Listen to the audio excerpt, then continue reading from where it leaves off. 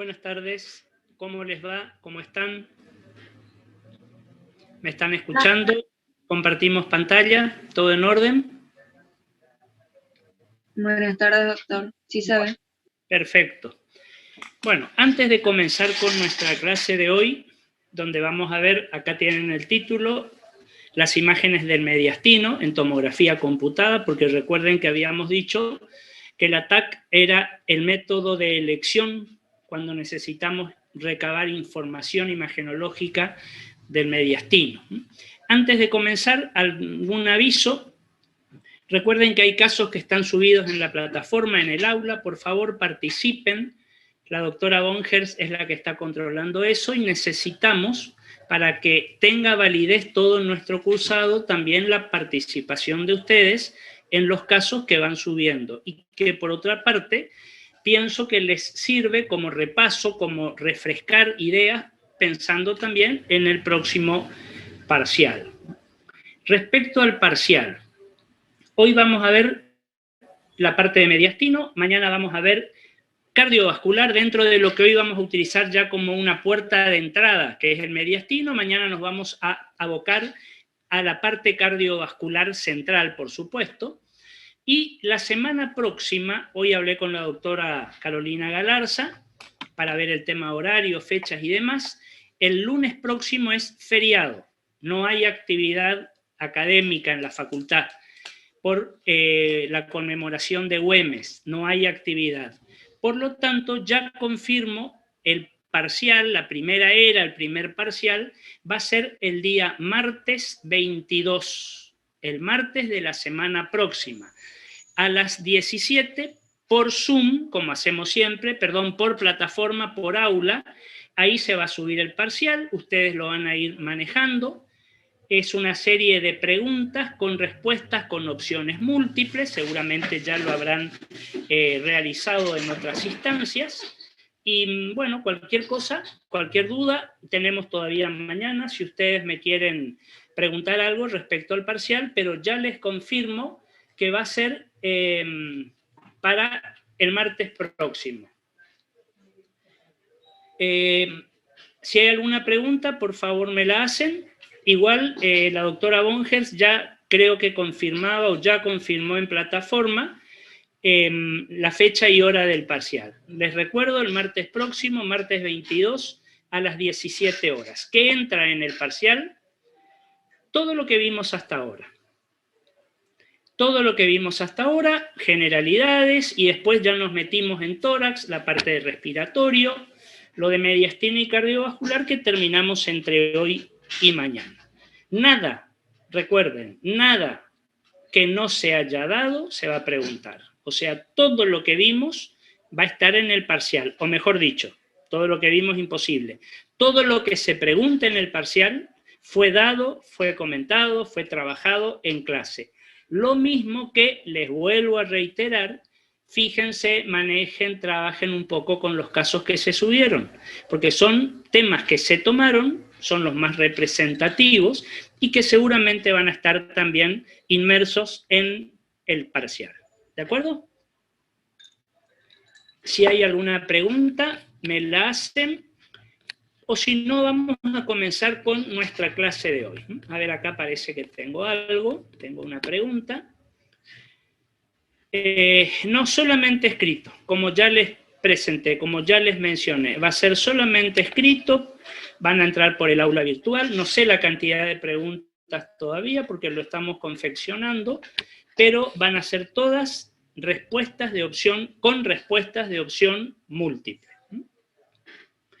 Vamos a comenzar entonces con la parte que nos compete hoy, que es mediastino. Y fíjense que el título directamente habla de tomografía computada. No hablamos de radiología, directamente sabemos que el estudio de elección para investigar cómo corresponde el mediastino, al mediastino, va a ser la tomografía computada. Fíjense que si nosotros vamos a una definición, ¿qué es el mediastino? Es muy sencillo. Es la región central de la cavidad torácica. Central en todo sentido. De adelante a atrás y de lado a lado, ¿verdad? ubicada entre ambas cavidades pleurales. Recuerden que la pleura va a envolver todo ese contenido torácico, como habíamos hablado, a nivel de los pulmones, de la pared anterior, de la pared posterior, la columna.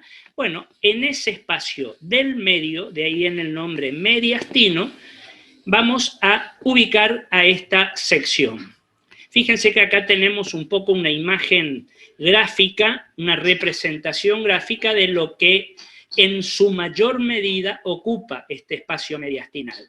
¿Qué sería esto que está acá, que es la silueta cardiovascular? La presentamos, la mencionamos y en detalle vamos a trabajar mañana sobre esta cuestión. Fíjense que acá está el corazón, en el mediastino, no necesariamente en el medio exactamente, está sobre la línea media, sí, pero la mayor parte del área cardíaca, fíjense, avanza sobre el hemitórax izquierdo, lo que nosotros vamos a llamar el área ventricular, que es todo esto que está acá, que ya vamos a ver mañana.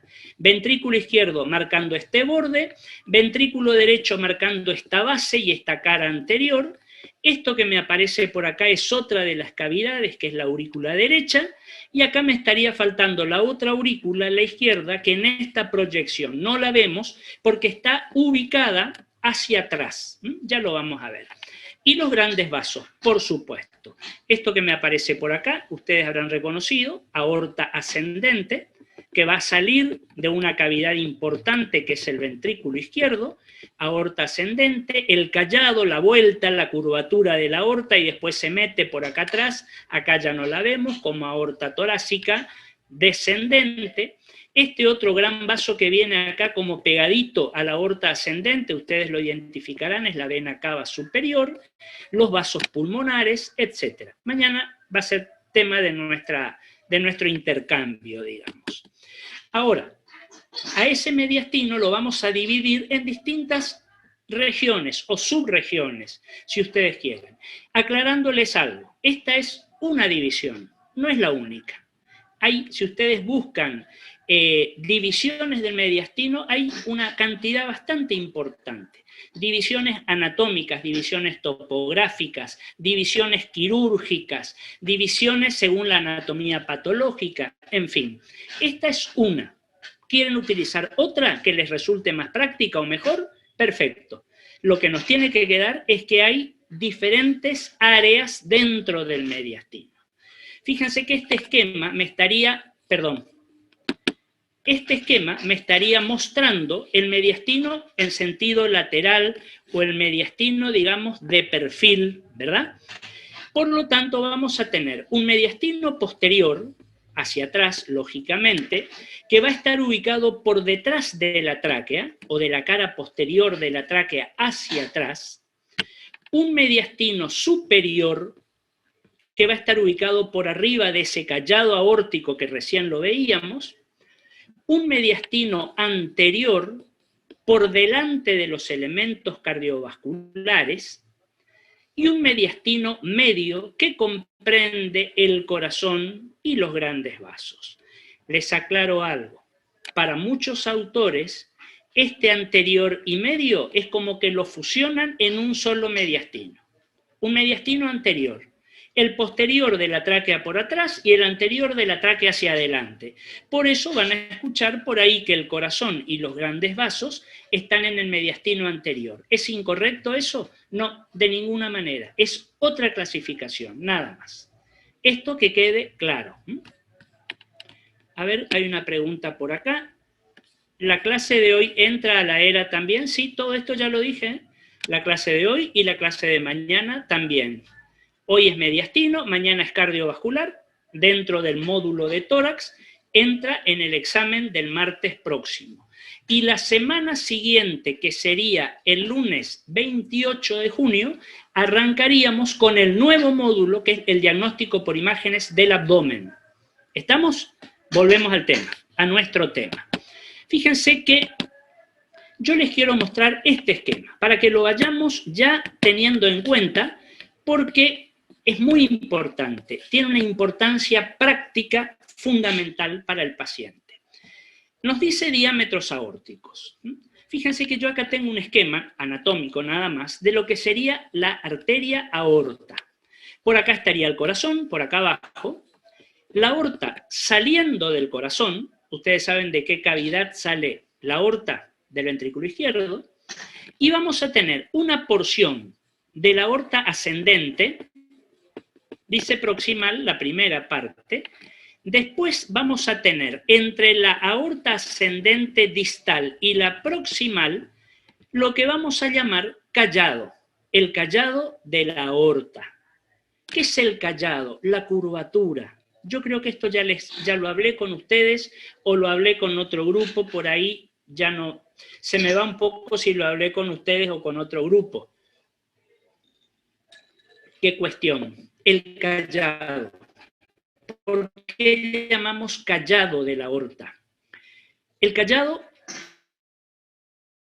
la palabra callado hace alusión a uno de los atributos reales de los faraones egipcios. No sé si lo comenté o no con ustedes. Si ustedes vayan y googleen, fíjense, por ejemplo, la máscara mortuoria de Tutankamón, que es uno de los faraones más famosos porque los hallazgos que se pudieron hacer en su pirámide, en su tumba, etcétera, etcétera, el de la máscara de oro y demás. Fíjense que, así como vemos en Tutankamón, en cualquier faraón, cuando se los embalsamaba y se los guardaba dentro de los 6 o 7 sarcófagos, en el último estaba tallada o representada o en madera, o en oro, o en plata, o en lapislázuli, o en el material que disponían, la efigie del faraón, la cara, con una característica. Estaba acostado, con los brazos cruzados sobre el pecho, y en cada mano tenía uno de los 2 atributos del poder real, del poder divino. Recuerden que entre los egipcios el faraón era Dios en la tierra.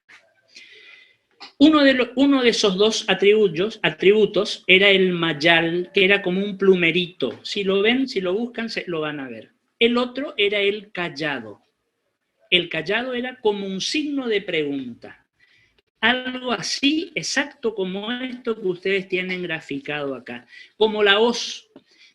¿Vieron el símbolo del Partido Comunista? La hoz y el martillo. Bueno, la hoz es elemento para cegar los cultivos. Callado de la aorta, por la forma que tiene. Esto que está acá, esto es el callado. Una vez que terminó el callado, se convierte en aorta descendente. Proximal, media, distal, recorre toda la región torácica en forma descendente, llega al diafragma, lo atraviesa, pasa el diafragma, se convierte en aorta abdominal, sigue hasta bien abajo prácticamente el piso pelviano y ahí se divide en las 2 arterias ilíacas primitivas, una para cada miembro inferior y bueno, y después se va subdividiendo. ¿A qué viene todo esto? Es de rutina, o debe ser de rutina, cuando tenemos una tomografía computada de mediastino o de tórax, ir viendo en cada corte el diámetro de la aorta, leyéndolo en forma seriada, ordenada, de arriba hacia abajo, y hay una cuestión que yo quisiera que por favor la recuerden siempre. Una pregunta, ¿cuál es el punto de mayor diámetro de la aorta? Acá, la salida, el brote de la aorta, el pie de salida de la aorta. ¿Cuál es el punto más estrecho de la aorta? Siempre hablamos de la normalidad. Abajo, en la pelvis, antes de bifurcarse en las 2 ilíacas primitivas. Y desde su nacimiento hasta su bifurcación en las ilíacas, lo normal es que paulatina y lentamente esa aorta vaya disminuyendo milimétricamente su calibre. ¿Se entendió esta cuestión? Fíjense, por ejemplo, en un paciente adulto normal, son valores promedio,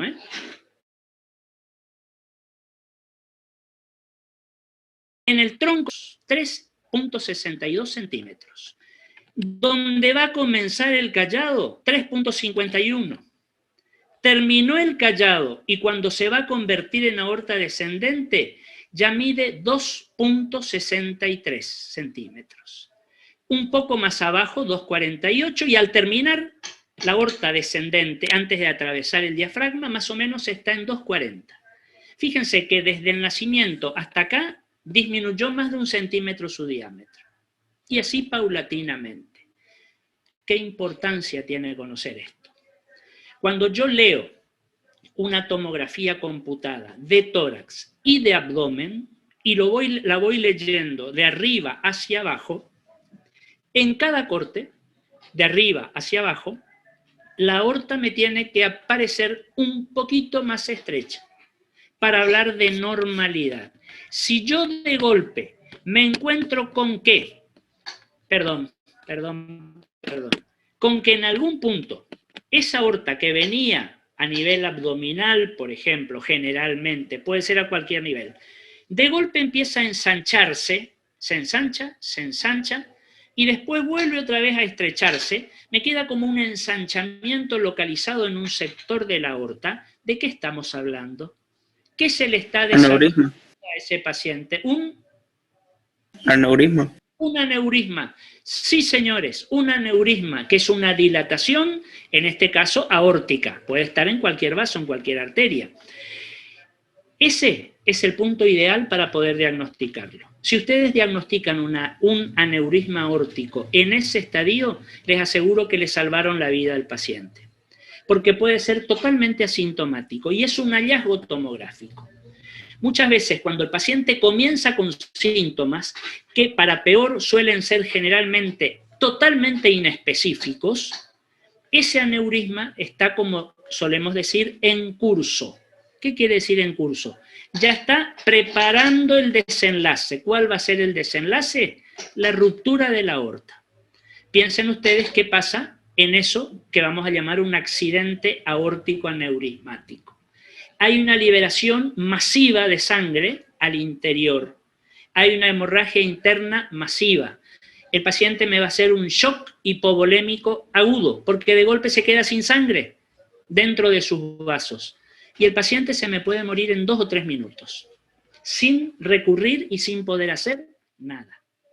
Entonces, si llegamos al aneurisma antes de que empiece a despertarse, fíjense que ahí lo salvamos al paciente.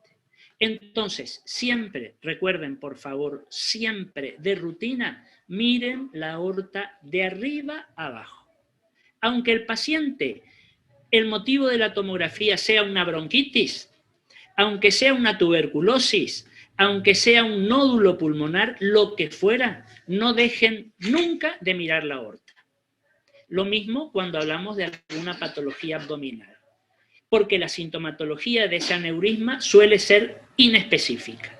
Y por ahí se piensa que el paciente puede tener algún trastorno digestivo, o algún trastorno urinario, o algún trastorno osteoarticular, o si fuera una mujer algún trastorno ginecológico, y generalmente se deja como para última posibilidad la del aneurisma, y es la que lo puede matar al paciente. ¿De acuerdo? Esto que quede claro. Entonces, miremos siempre la aorta. Cuando yo hablo de mediastino, voy a hablar de ganglios mediastinales, sí o sí. Fíjense que es el lugar, es el refugio preferido por los grupos ganglionares o las cadenas ganglionares que tiene el ser humano. Estos ganglios se van a distribuir por regiones. No los vamos a ver fácilmente porque tienen densidad de partes blandas. Tienen una estructura homogénea. Una ventaja para poder observarlos: refuerzan con contraste endovenoso. Si nosotros le hacemos cortes de tomografía después de aplicarle un contraste endovenoso, yodo, van a reforzar la densidad, los vamos a ver mejor. Vamos a medir, la computadora del tomógrafo va a medir el diámetro que tienen. Pueden llegar a tener en condiciones normales entre 1 y 1,5 centímetros. Depende de que sea en la región bien carinal, bien paramedial, o que estén un poco más alejados de esta zona. Entre 1 y 1,5 centímetros, hablamos de normalidad, por favor. Fíjense este esquema anatómico. Esto no es una tomografía ni una reconstrucción, es un esquema, un dibujo. distintos ganglios, acá coloreados, algunos en negro, otros en gris, otros en blanco, otros en gris más claro, nada más para recordarnos que forman distintas cadenas ganglionares, paraórtica, paratraqueal, parailiar, etcétera, etcétera. ¿Qué nos tiene que llamar la atención cuando vemos adenomegalias? Cuando nos encontramos que puede aparecer uno o un grupo de ganglios o una cadena ganglionar que no tienen un diámetro de 1 centímetro ni 1,5 centímetros, cuando están aumentados de tamaño. Ahí seguiremos nuestro estudio focalizados en la parte linfática, por supuesto. ¿De qué otra estructura tendríamos que hablar cuando hablamos de mediastino? Del timo. Fíjense que el timo lo vamos a encontrar acá como una estructura homogénea, de densidad homogénea, densa, ubicada en el mediastino anterior, arriba, generalmente de forma bilobulada, con bordes regulares, y lo vamos a encontrar en el niño chiquito. El niño de hasta 1 año, 1 año y medio, 2 años, pongámonos como límite máximo. Después, esa formación anatómica del timo va involucionando. Fíjense que acá dice en realidad esto, yo quisiera que ustedes arreglen, no es involuciona desde la pubertad, sino hasta la pubertad. Es decir, empieza de chiquito y para la pubertad ya no tiene que haber ni vestigios de timo. Hay chiquitos que lo tienen abultado, aumentado de tamaño.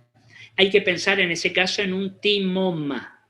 El timoma es un tumor de timo, que a pesar de tener una anatomía patológica casi siempre de benignidad, tiene una evolución maligna.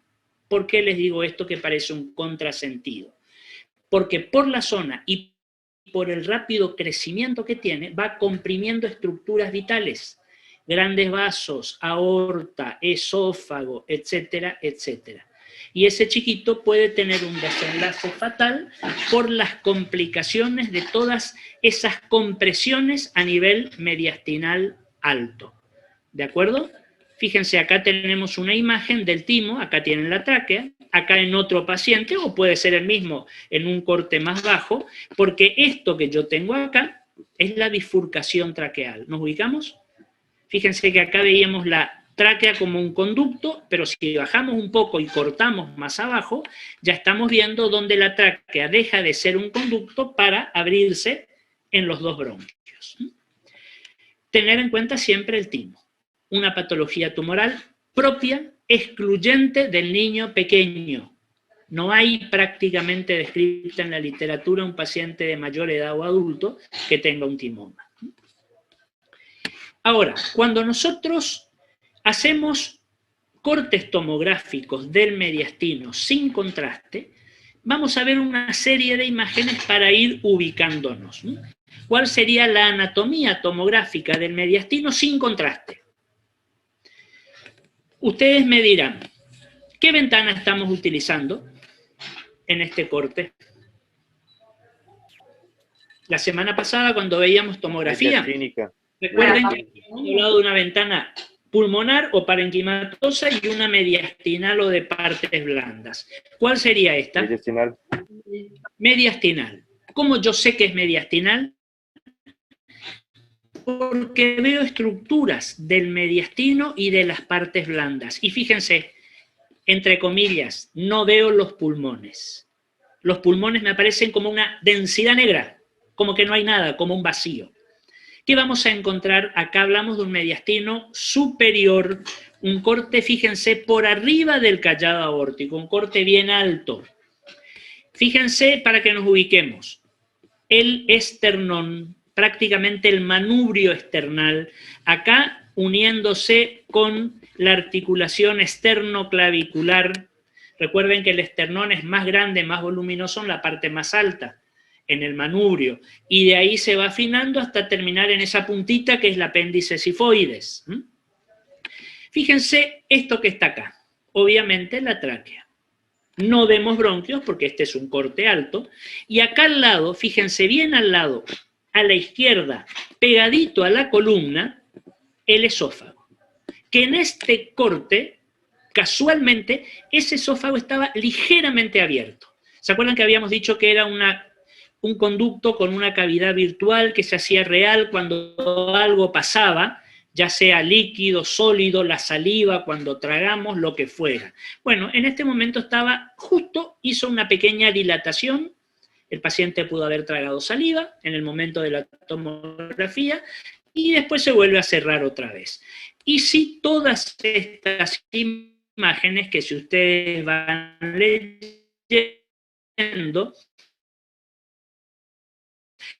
corresponden a los grandes vasos del pedículo alto.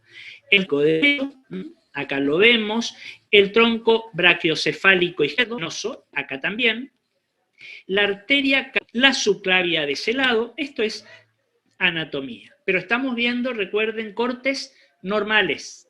No hablamos de patología absolutamente. Fíjense en este otro corte, bajo un poquito.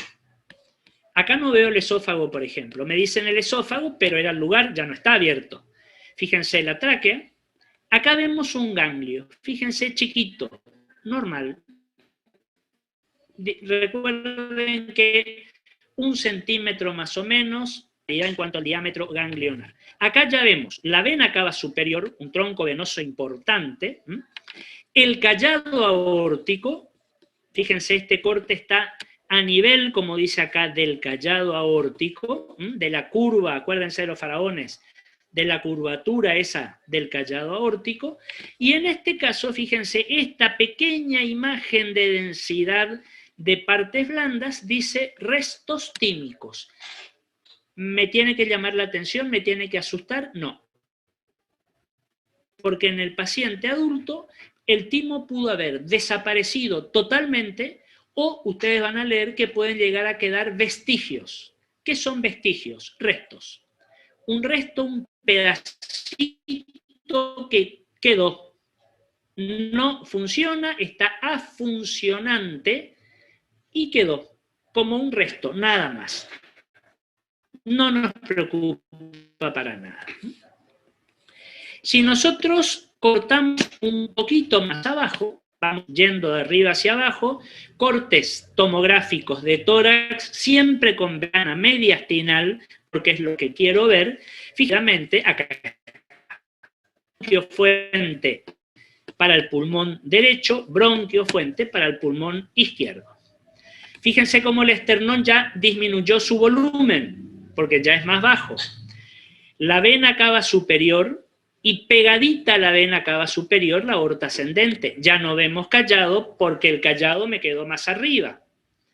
La arteria pulmonar izquierda, la aorta descendente. Fíjense, por favor, comparen lo que hoy decíamos, el calibre, el diámetro de la aorta ascendente en relación al diámetro de la aorta descendente. Yo les pregunto, ¿son iguales los dos diámetros? No, está disminuida la ascendente. Fíjense, por supuesto, y más o menos nos arriesgaríamos a decir que alrededor de 1 centímetro o más ya disminuyó su calibre. Normal. Así debemos encontrar. ¿Qué son estas imágenes hiperdensas que vemos acá y que vemos acá? Siempre en la zona periiliar. Son vasos sanguíneos, arterias o venas, que las vemos, aunque sea una ventana mediastinal, porque son elementos que contienen sangre. Y la densidad de la sangre es la que, en definitiva, a mí me da la densidad normal, fíjense ustedes, de las estructuras del mediastino. En la medida que nos alejamos, fíjense que en la periferia no vemos rastros de ningún vaso. Acá hay uno muy chiquito, a mitad de camino, acá hay otro más chiquito todavía, a mitad de camino. Pero si nos vamos más a la periferia, ya no vemos más vasos, porque los vasos ya son muy finitos, casi capilares, podemos decir. ¿Estamos hasta acá? ¿Se entendió esta cuestión? Fíjense ahora, vamos a ver algunos cortes, como los que estábamos viendo, pero ustedes me van a decir cuál es la diferencia de este corte con el anterior.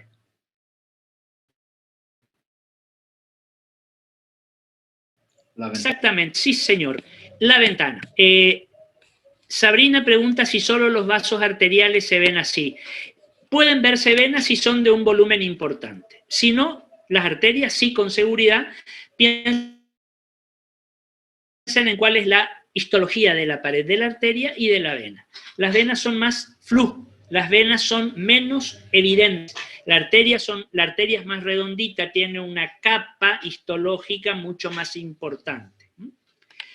Ventana pulmonar, fíjense, vemos el parénquima pulmonar, vemos una cisura por acá, la cisura mayor seguramente del pulmón izquierdo, del pulmón derecho, la cisura del pulmón izquierdo, el repliegue pleural anterior dividiendo los dos pulmones, los vasos, fíjense cómo acá vemos mejor los vasos, hasta la periferia, pero fíjense que cada vez se van afinando y bifurcando en la medida que se alejan del ilio y llegan a la periferia.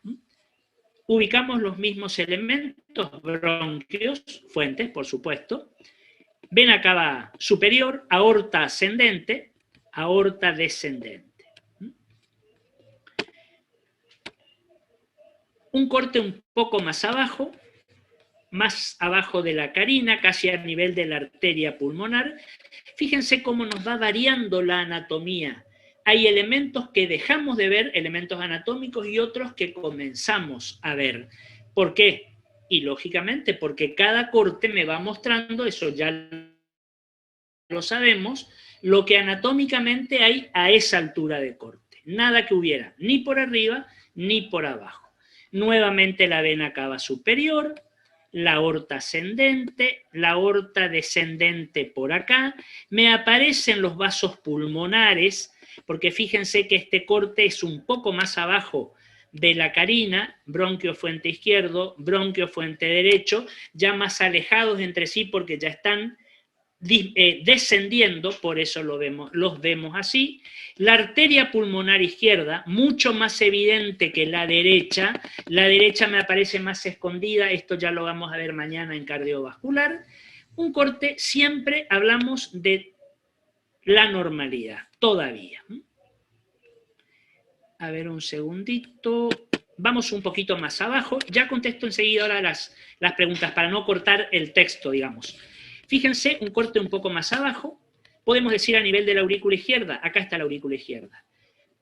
Yo puedo decir otra cosa. Este ya es un corte prácticamente a nivel cardíaco, más bajo. Fíjense que ya no veo tráquea. Fíjense que ya no veo bronquios. Ya me quedaron por arriba.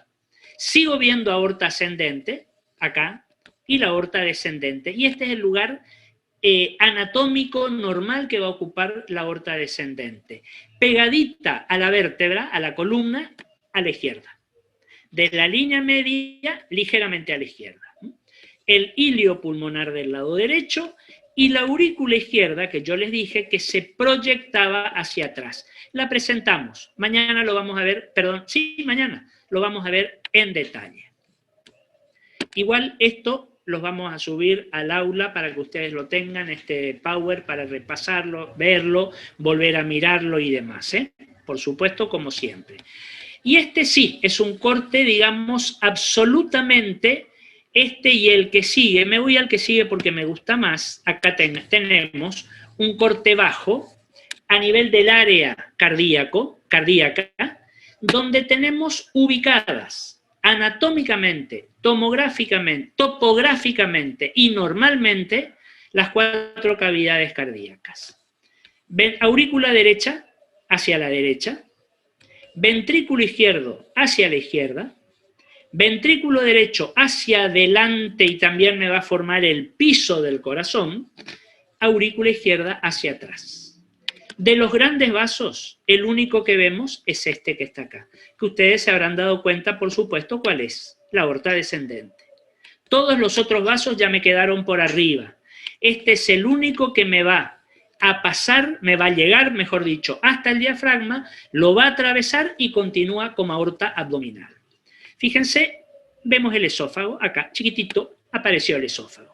Eso es algo totalmente aleatorio. Verlo o no verlo no significa patología. ¿Alguna pregunta acá? Miren este corte. Un corte bajo también, corazón, aorta ascendente, el esófago, etc. Pero me aparece esta masa, entre comillas, acá, como pegadita al corazón.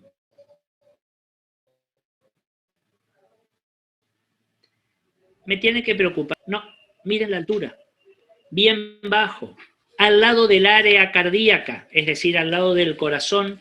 Esto ya es el hemidiafragma derecho y el hígado inmediatamente por debajo. Siempre, si nuestro paciente está dentro de la gran generalidad de personas, el hemidiafragma derecho, recuerden, está un poquito más alto y el izquierdo un poco más bajo. Entonces, si voy cortando de arriba hacia abajo, al primer hemidiafragma que voy a cortar va a ser el derecho. El diafragma es finito. Por lo tanto, inmediatamente por debajo del hemidiafragma derecho ya me aparece el hígado. El hígado tiene una densidad típica propia de órgano parenquimatoso muy vascularizado. Cuando veamos abdomen, vamos a decir que hay 4 órganos abdominales, o mejor dicho 5, que tomográficamente y en condiciones normales tienen la misma densidad. ¿Cuáles son? El hígado, el vaso, el páncreas y los 2 riñones. ¿Por qué la misma densidad? Porque son todos órganos parenquimatosos, densos, con un rico contenido sanguíneo. Y en definitiva, la densidad tomográfica de cada órgano la da la presencia de sangre que tenga, o la cantidad de sangre que tenga. Fíjense que si cortamos un poquito más abajo, ya me encuentro con esto. Apenas tengo esta media luna negra por acá, que tengo la misma del otro lado del hemitórax izquierdo, que son las partes más bajas de ambos pulmones. ¿Se acuerdan que decíamos que los dos, las zonas más bajas del tórax era el seno castofrénico, el seno costofrénico posterior, dando esto toda la región derecha, el hígado, en su máxima expresión. Del lado izquierdo, el vaso, fíjense, misma densidad que el hígado, el estómago, esto que está acá, normalmente el estómago con aire, cámara gástrica, y con líquido, contenido gástrico en su interior, y esto que tenemos acá es el ángulo esplénico del colon, con gas en este punto, con materia fecal en ese otro. Lo mencionamos cuando veamos tomografía de abdomen, lo vamos a detallar a esto que tenemos acá. A ver, creo que hay algunas cuestiones en el chat, a ver, vamos a aclararlas.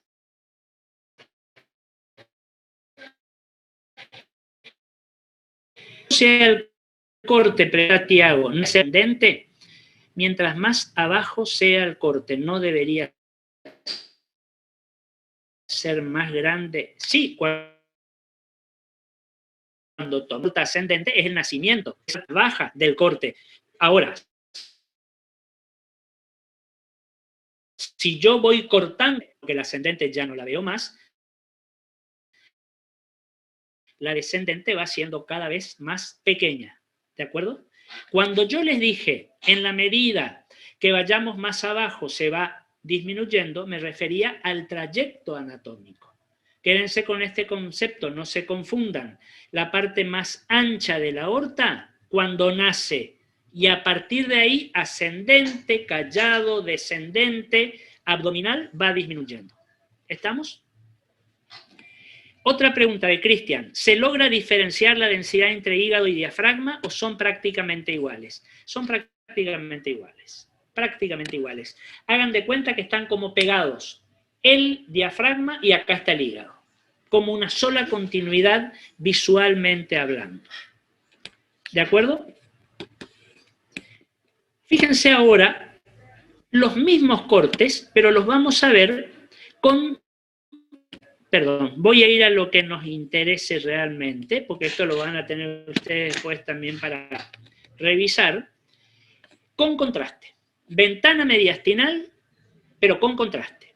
Los anteriores no tenían contraste. Obviamente, si hacemos contraste, van a reforzar los vasos, y esto, voy al corte anterior, y voy a reforzar también algunos pequeños ganglios. Todas estas imágenes más o menos densas que aparecen son los mismos vasos que teníamos hoy, o los ganglios, que al colocarle al paciente medio de contraste iodado por vía endovenosa, estos ganglios, estos vasos, concentran el contraste y se hacen mucho más densos.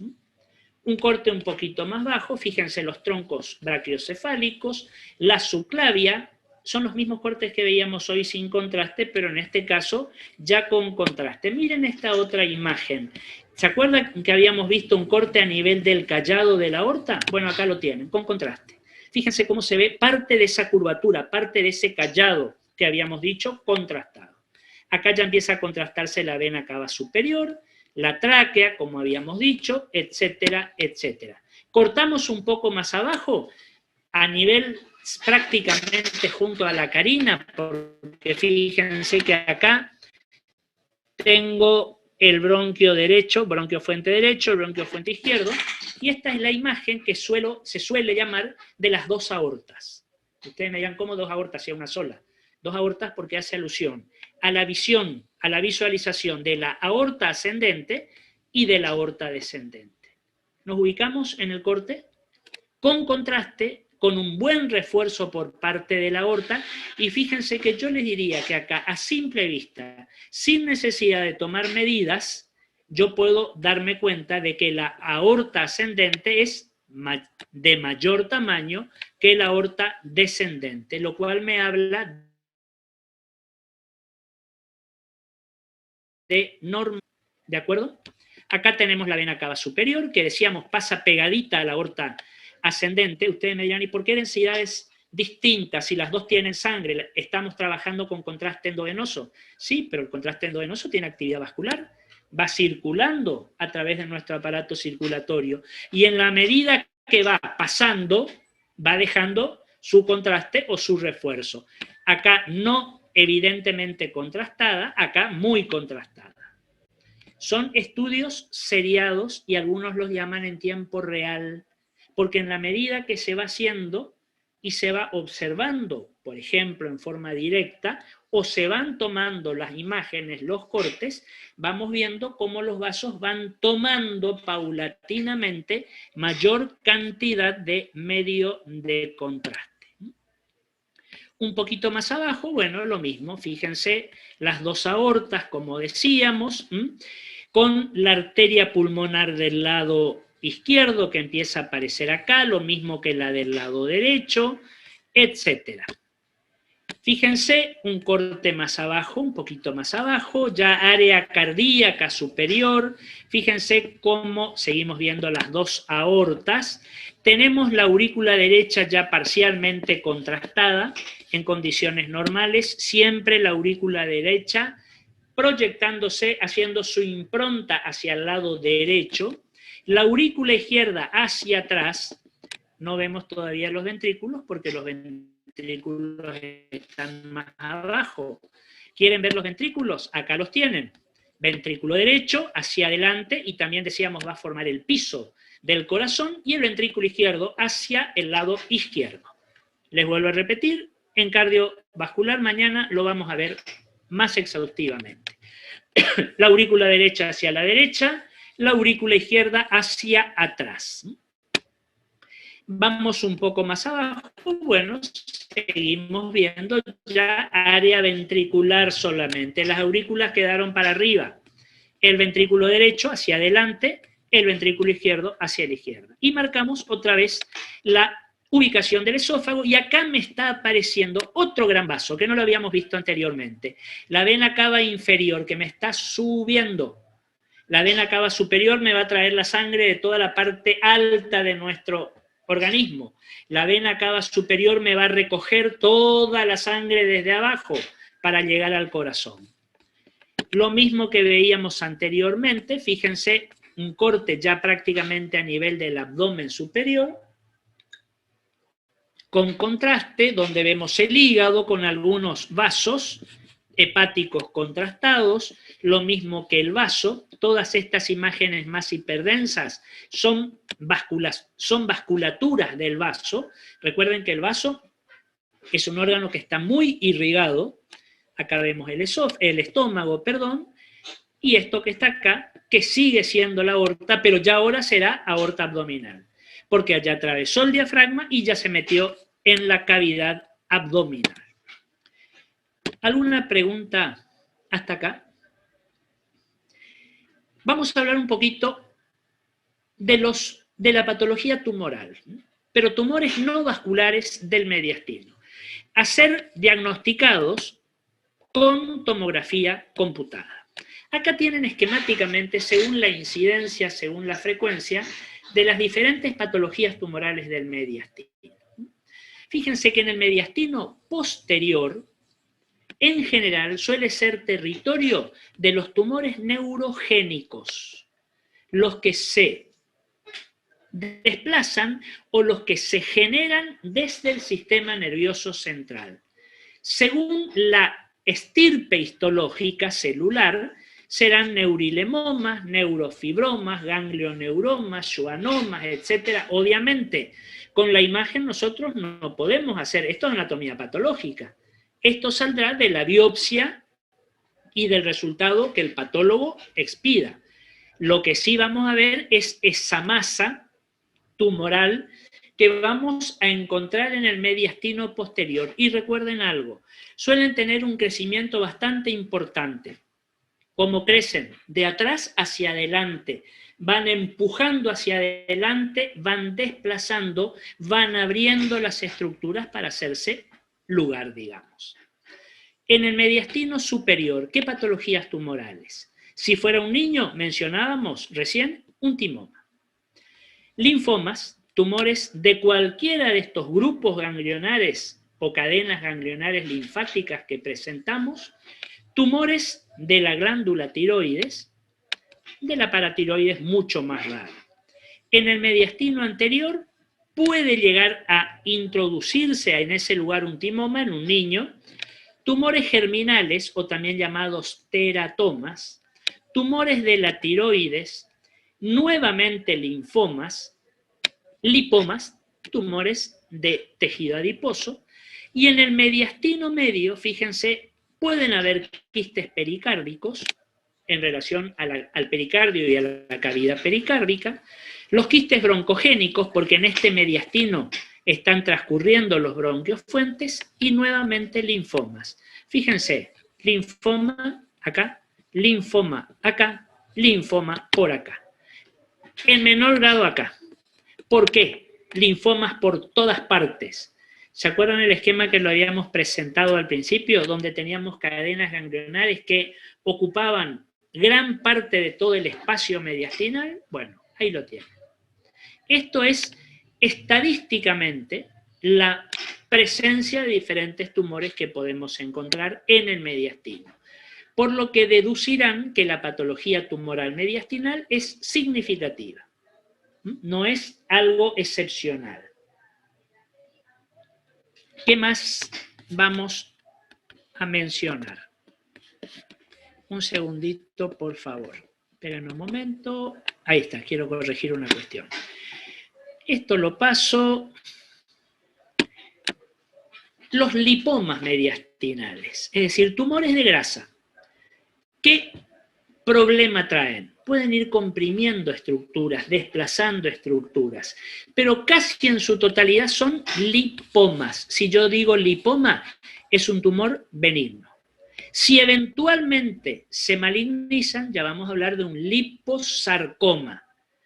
Diagnóstico definitivo, de certeza, por supuesto, punción, anatomía patológica. Son tumores, como nos dice acá, redondeados, de bordes bastante regulares y definidos, con densidad grasa. Fíjense que no es la densidad sanguínea, estructura homogénea, que va a alterar el contorno mediastinal porque ocupan un espacio ahí, por supuesto. Y fíjense, no ejercen efecto de masa. ¿Qué quiere decir eso? No empuja las estructuras del mediastino. No hace masa ¿Por qué razón? Aunque pueden ser grandes como este. Para que nos entendamos. Porque son blandos. Se ubican, se acomodan en el espacio que tienen. No es como un tumor que no sea graso y que sea de una consistencia mayor, y ese sí va a ser efecto de masa.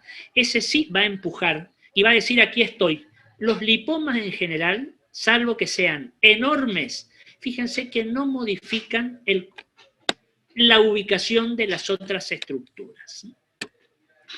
Un tumor germinal, fíjense la diferencia mediastinal, superior, derecho. Este es un tumor germinal, como dice acá, de los tumores de tipo teratomas o embrionarios. Fíjense que ya va a tener una densidad de partes blandas, también una forma redondeada como el lipoma, también con bordes definidos, también va a alterar el contorno, pero fíjense, este ejerce efecto de masa. ¿Cómo sé que sí? Fíjense, el anterior no ejercía, la tráquea está en la línea media, pero fíjense en este otro, un tumor germinal, más o menos del mismo tamaño, de la misma forma, más o menos en la misma ubicación.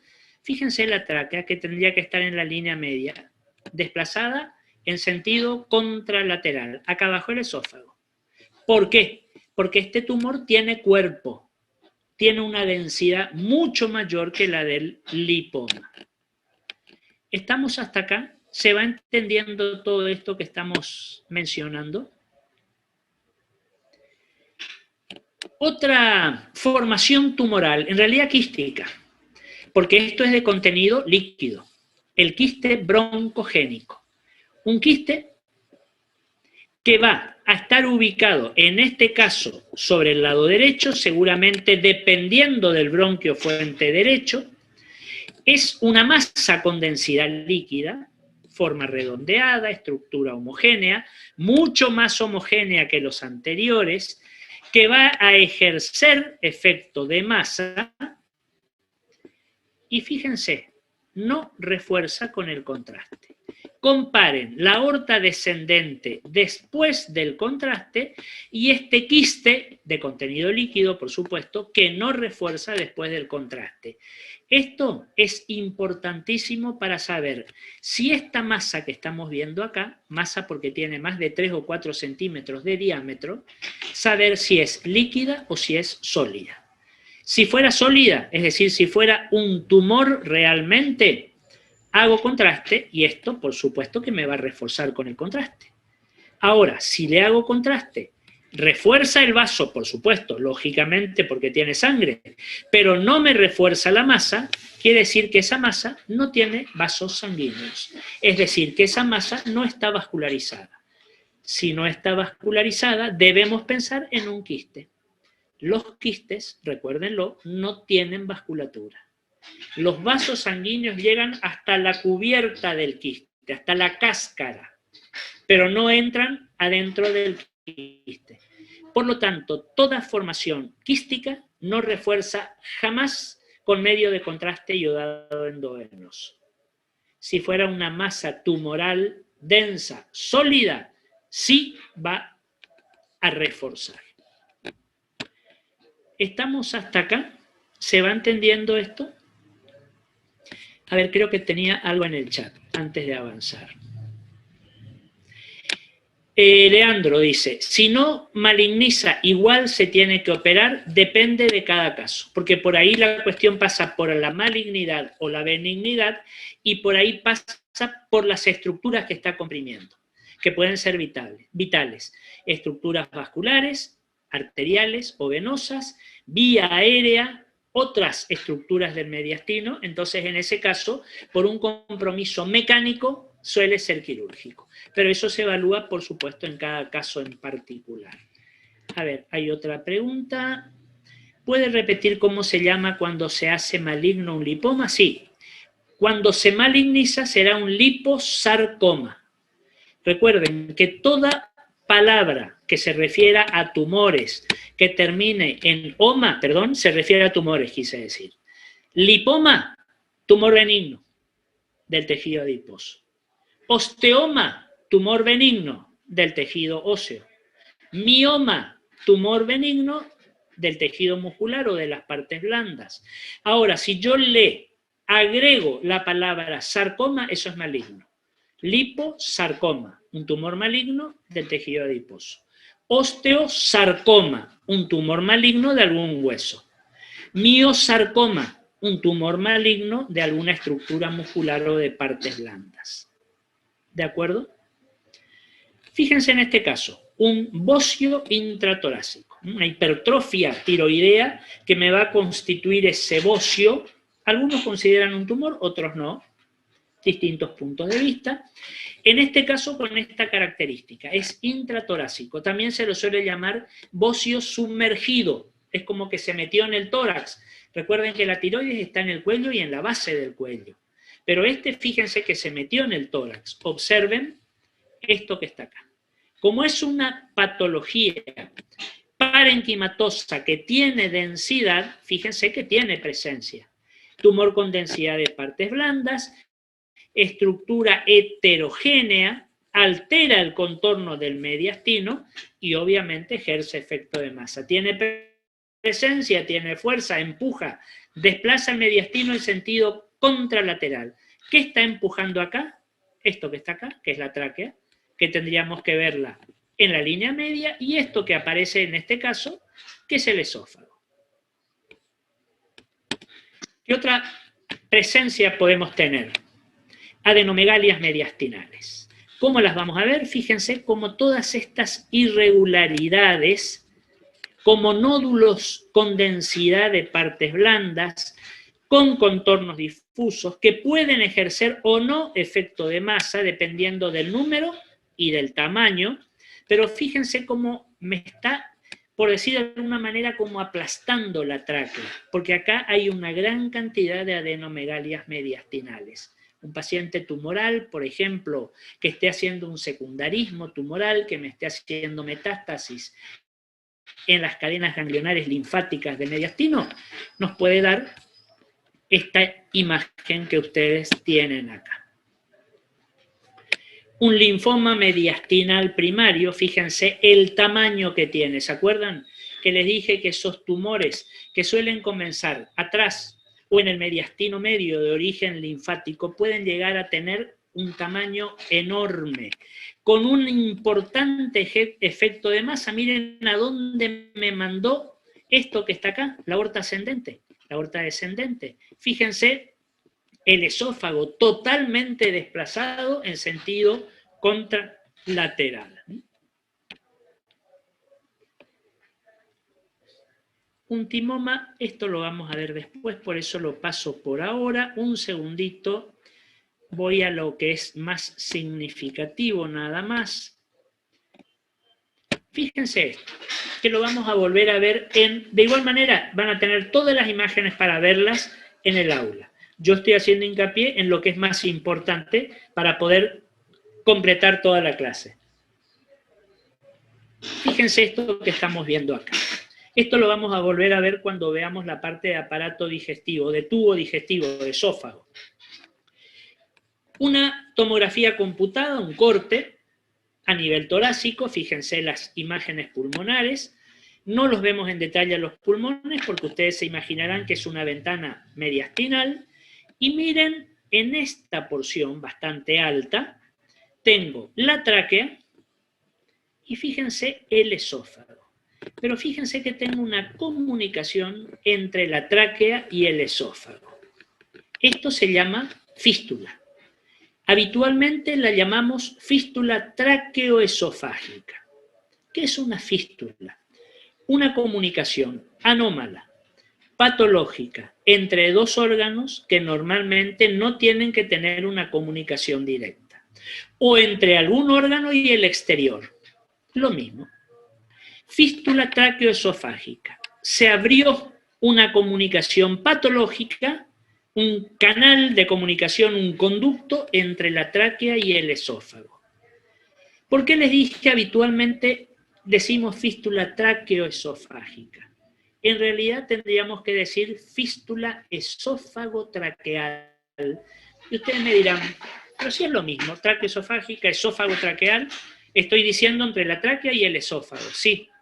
pero el orden en que yo ubico las palabras a mí me está indicando cuál órgano fistulizó en cuál otro.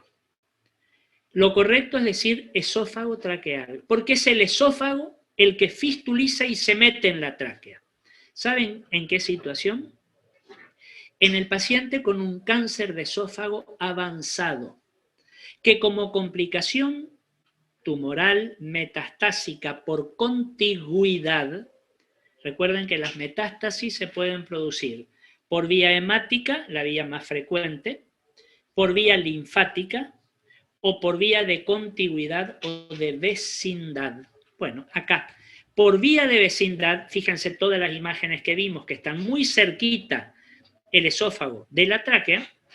Este esófago, que está con un cáncer avanzado invasor, fistuliza y se mete en la tráquea, de muy mal pronóstico. ¿Por qué razón? Porque el contenido del aparato respiratorio de la tráquea se va a intercambiar con el contenido del esófago, que es aparato o tubo digestivo. ¿Qué va a pasar? Que pase aire de la tráquea al esófago, no pasa nada.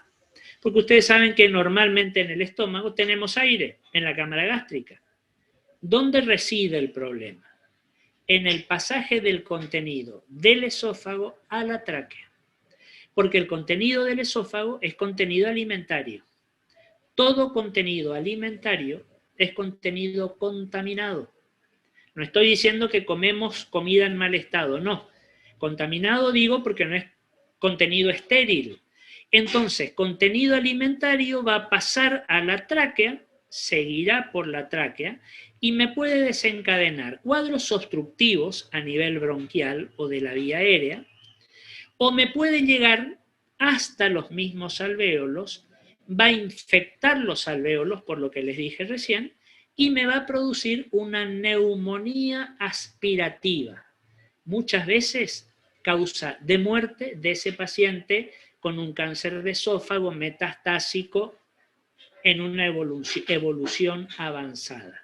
Porque el contenido alimentario es un contenido contaminado y nuestros alvéolos, aparte, no están programados para contener algo que no sea aire. Entonces, ese contenido que viene del tubo digestivo pasa a el aparato respiratorio, fundamentalmente al área alveolar. Esta es la imagen característica de una fístula esófago-traqueal. Comunicación anómala entre dos órganos, en este caso esófago y tráquea, que normalmente no deberían estar comunicados. Otro tipo de tumor, un tumor neurogénico, acá lo tienen, un tumor del mediastino posterior, que fíjense cómo avanzó sobre el área pulmonar del lado izquierdo. Tiene una estructura homogénea, como es un tumor parenquimatoso, va a reforzar con el contraste. Esto que yo estoy viendo acá, ustedes se imaginarán, es el hígado, el esófago, la aorta abdominal ya, y esto, fíjense, ese tumor neurogénico del mediastino posterior e inferior. Son ejemplos, son imágenes. Podemos tener una cantidad enorme de diferentes tumores.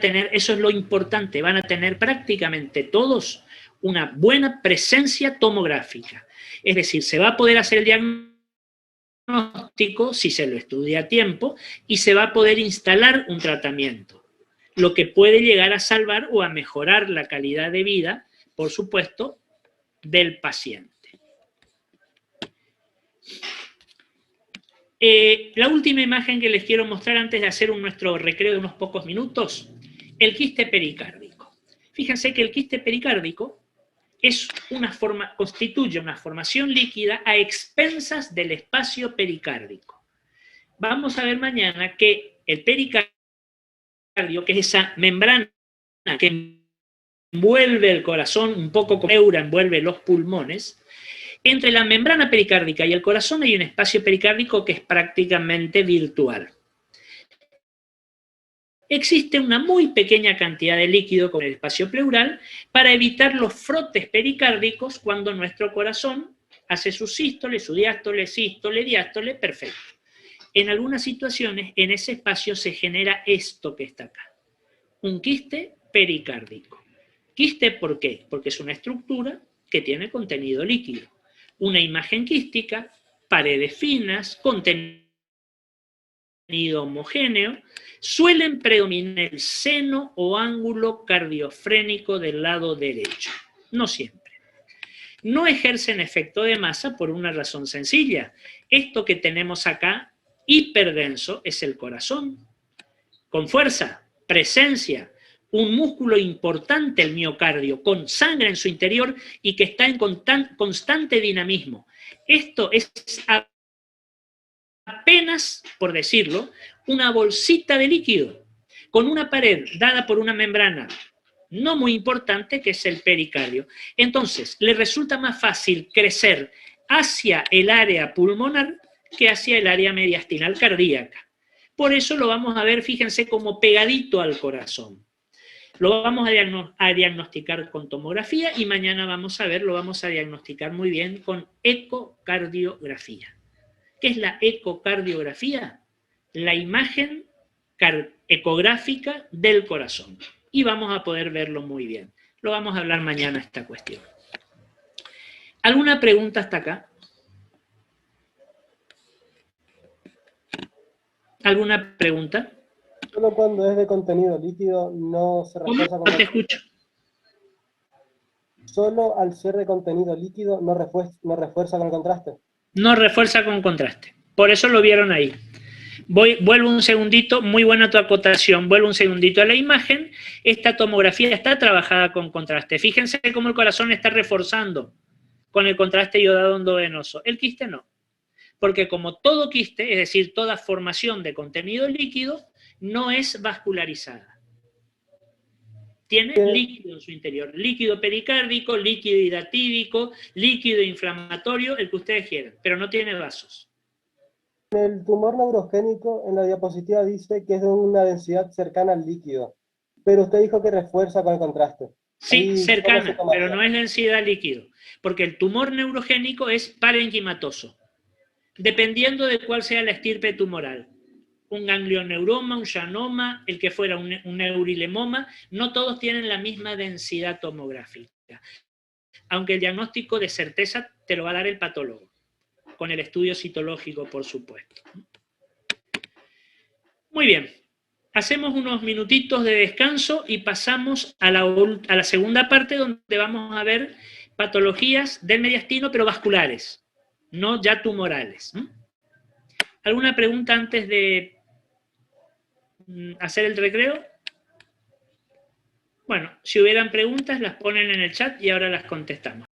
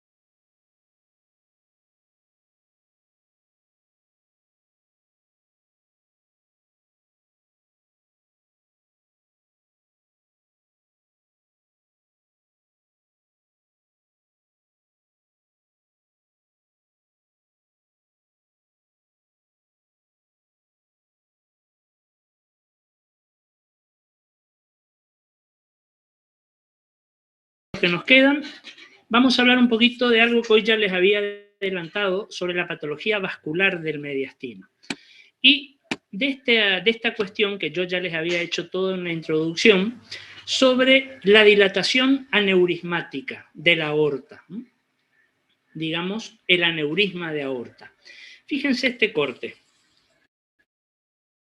Un corte tomográfico, ventana mediastinal, por supuesto. Fíjense dónde está la tráquea. Fíjense el esófago por ahí, chiquito, pero totalmente desplazado en sentido contralateral. Y miren lo que es esta cuestión que tenemos acá, que sería la imagen de la aorta. Una dilatación difusa. Fíjense el diámetro transverso que tiene esta aorta.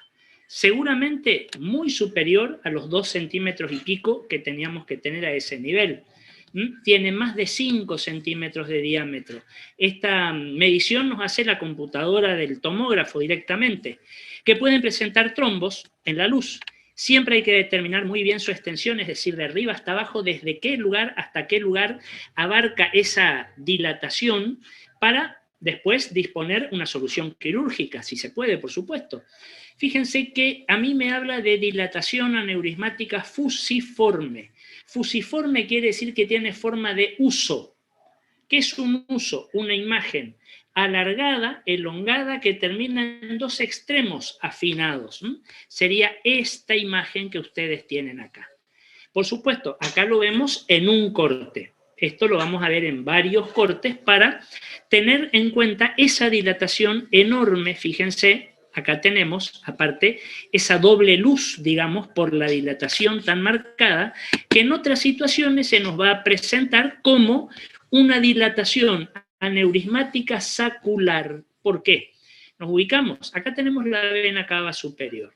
Esto sería parte de la aorta ascendente, el callado de la aorta. Acá ya se va a convertir después en aorta torácica descendente. Y fíjense, sobre este borde externo del callado se me forma esta dilatación focalizada. Puede tener un tamaño variable, pero fíjense el calibre que va a presentar esta aorta. Dilatación aneurismática sacular. ¿Por qué razón? Porque tiene forma de saco.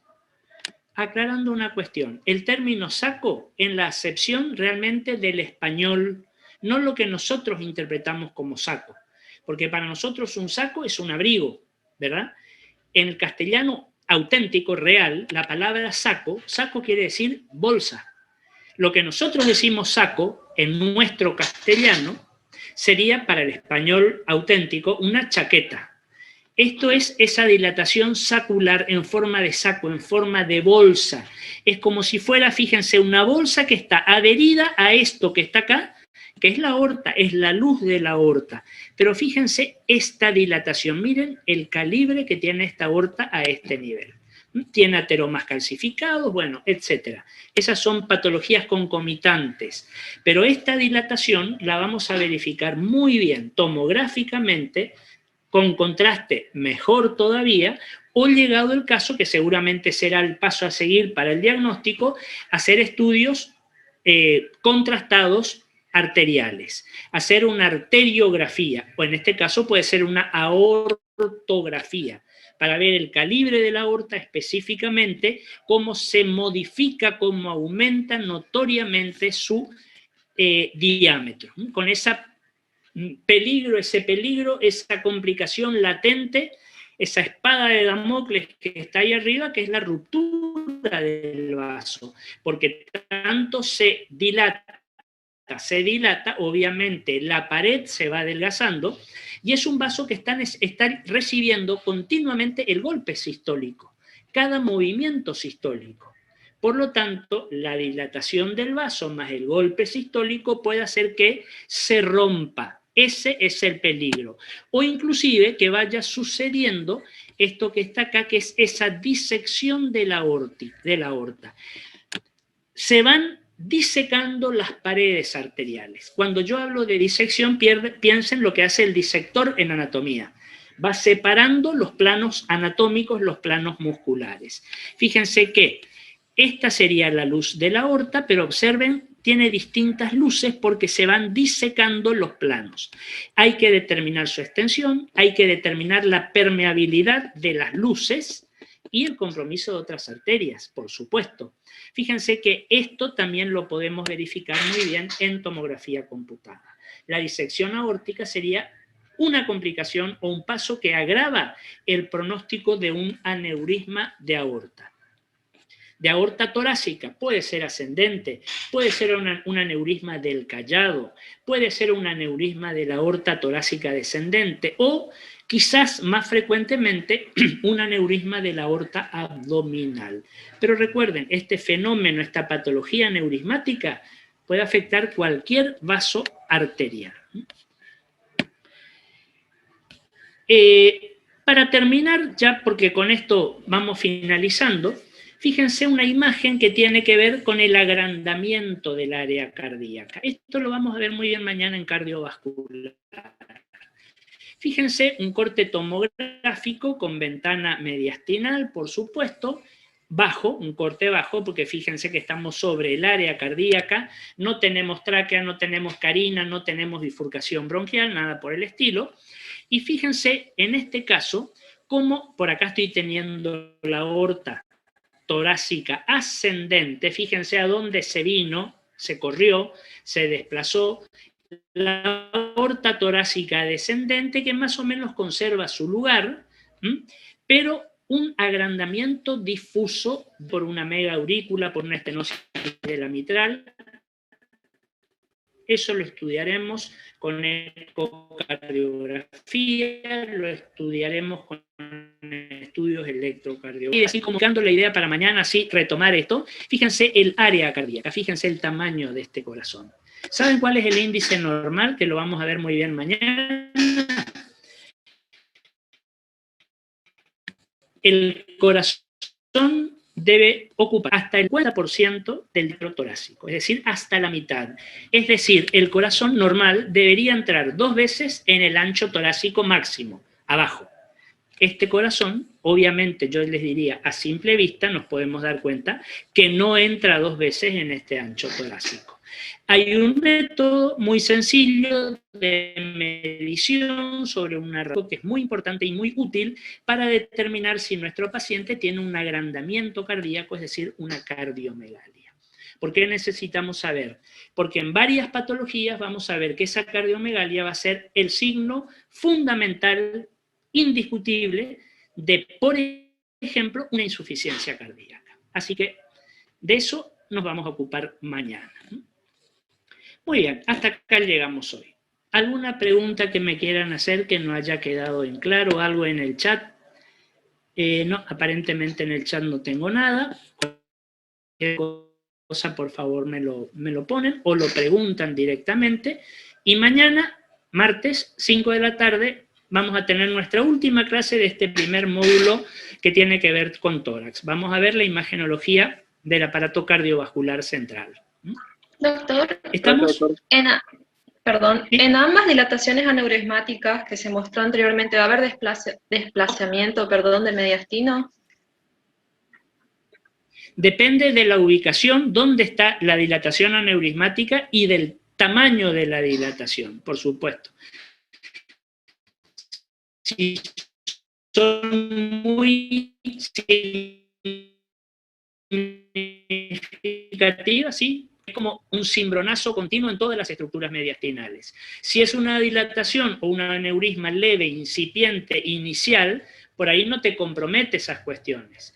Pero si ya lo tomamos en una etapa más avanzada, sí, por supuesto que puede, digamos, comprometer esas cuestiones. Muy bien. ¿Alguna otra pregunta?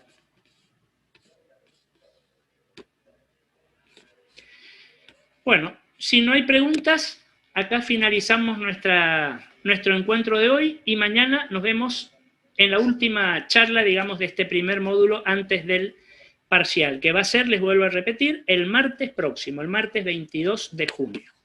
¿De acuerdo? Gracias, doctor.